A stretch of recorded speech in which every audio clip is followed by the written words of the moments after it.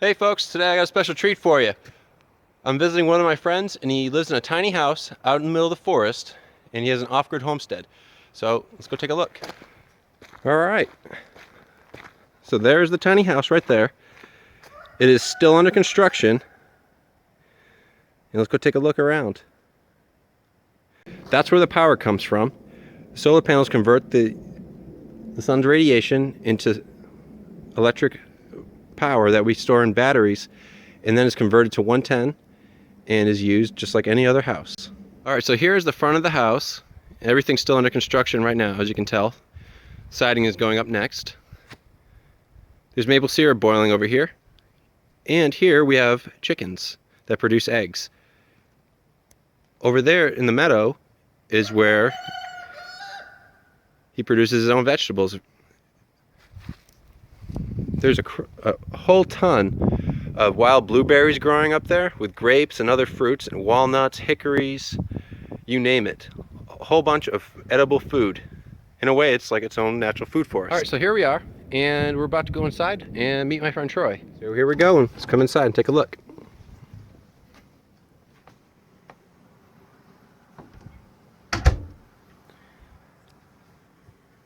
We have a wood stove, and we have propane as backup.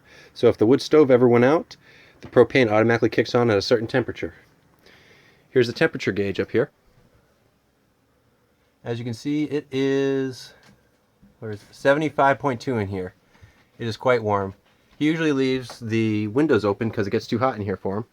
There's a window open upstairs. The window open upstairs, and everything's under construction. Right now, this is a temporary living quarter up here until he finishes it off. Fan to help circulate the air. And couch and a laptop for internet. All right, so if you actually see these wood paneling, he actually did this out of Rotting pine boards. rotting pine boards. We took them and sawed them in half, and the outside of them was rotted. So what he did was he cut it off with a sawmill, and he repurposed it, and now he has siding. Made it all himself. All this is made out of recycled material. Recycled styrofoam up here. Where did you get the insulation from? Oh, the insulation is new and the framing was new. But everything else... The radiant foil was recycled, the paneling was recycled, even my beam that I love so much was recycled. And this came out of a barn. This is actually used out of a barn. I haven't got it fastened yet, I'm still putting it in here, but that's going to be a beam, and then this is going to be covered with barn wood here. This whole structure across. Because I didn't have the barn at the time, and they wanted $50 a foot for barnwood. That's crazy. I wanted this to be barnwood. So you're going to have a totally rustic house made from recycled material. Yeah.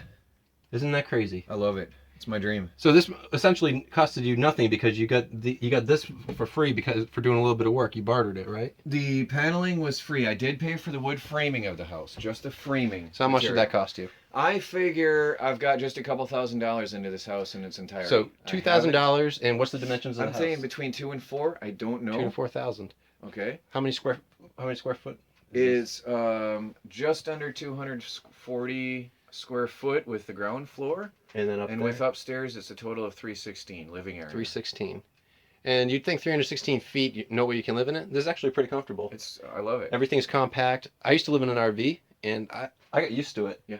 You get used to it, and this is actually way more spacious than an RV. I couldn't stand the narrow confines walking sideways through the couch and the kitchen table. And look how open this is. Yeah. This is crazy. I mean, look here. Stand here. You stand next to me. Here, in the kitchen area. There's room. I'm going to take this back here. I'm actually going to change the camera angle. There's room here. I can't even reach and touch the walls. And I designed the kitchen. Sorry, my tripod's in here because I'm doing a lot of recording myself. Forgive me. I designed the kitchen so that when I have guests over, somebody else could pass through and multiple people could work here because I often have guests. That's the nature of what I do because I make a living on YouTube. I always have people coming over. I always have people wanting to visit. So I've got wide enough space.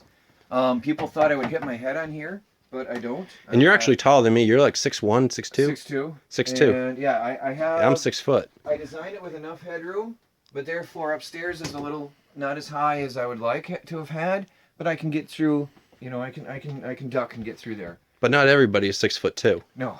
So this is But I have a friend that's taller than me who's often here, and I had to design it for him.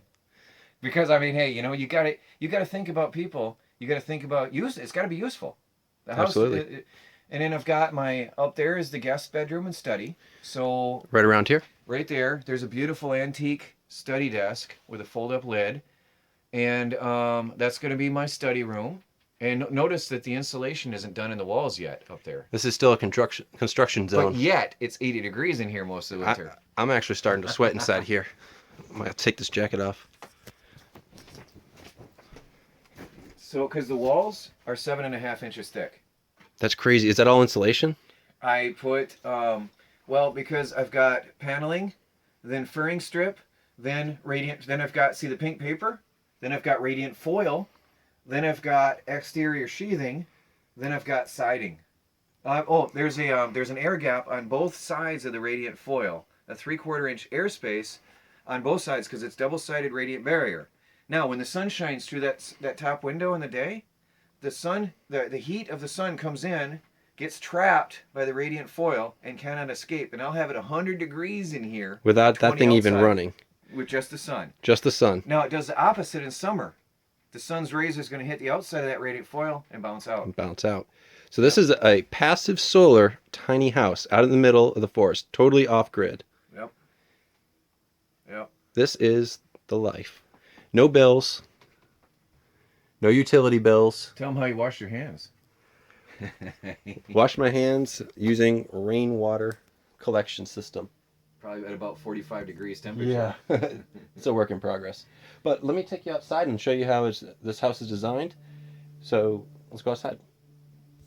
So we're out in the front yard, and this stake right here marks where he's going to start a solarium. So it's like an outdoor greenhouse that would preheat the house. On a sunny day, the greenhouse is going to get heated up by the sun, and these two windows are going to be open, heating the house from the solar rays of the sun. Now by night, because my house is so insulated, my wood stove is too big for my tiny house, I have to have windows open at night.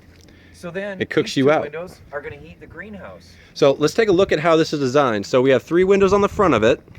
This is the south side of the house, correct? This is the south side. There's no windows. Well, there's a tiny window up there, but it doesn't really count, which you can use to ventilate in the summertime. Yeah. These trees right here, since he's surrounded in trees, are going to block out the majority of the sun. They're coming down. They're coming down. And the solar panels are going on the up above. On an so at some point, you're going to build in an overhang here to block out the summer sun, but let the winter sun in. That's right. So the house heats and cools itself just by design. That's right. So let's come over here.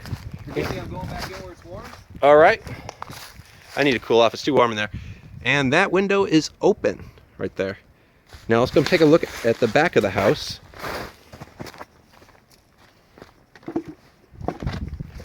This is just way too cool. So he's got, looks like giant propane tanks. 2 little windows. So the whole idea is the least amount of windows on the back, on the north side of the house, so it retains the heat, but he still needs to be able to see around. And the majority of the windows are south-facing, so it allows him to get free free solar heat in the wintertime, like right now. And what he's doing is he's using pallet boards, all these pallet boards you get for free, and he's using that for siding. All this wood up here, I'm about to show you. I'm going to pause this. A few hundred feet away, and all of this was free. This is barnwood that he got for free delivered to him. And so he's building his house out of recycled materials.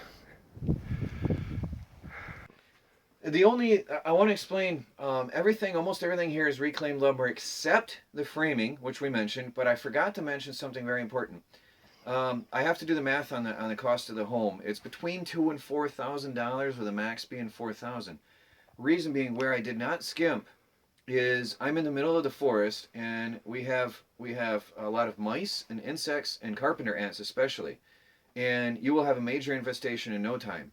So the walls are filled with what's called rock wool insulation, and this is something relatively new. It's not mainstream yet. And that costs a little bit more than pink fiberglass, because what we have here is it's made from mineral wool. It's like a spun mineral, like rock fibers, basically. Okay, it's mouse proof, it's ant proof, it's moisture resistant, it's mold resistant. The mice don't like to tunnel in it like they do the pink foam, and you can submerge rock wool in water, pull it out, and it'll have the same insulating qualities. So if there was ever a leak in the house, there will be no damage. The rock wool will still continue to insulate. Whereas with pink fiberglass, if the ants left a tunnel in the walls, destroying your insulation and causing sickness. And if you get a leak, your pink fiberglass is done. Rock wool, when it dries out, no problem. So if you like this, please like and subscribe to this video, share with your friends. And for the owners of this cabin's YouTube channel, I'm going to put a link down below. He's always doing off-grid stuff, showing you how to hook up off-grid batteries, solar system, gardening, wilderness survival, and if you just want to see updates on his cabin. So again, please like and subscribe and check out the link below. Thank you.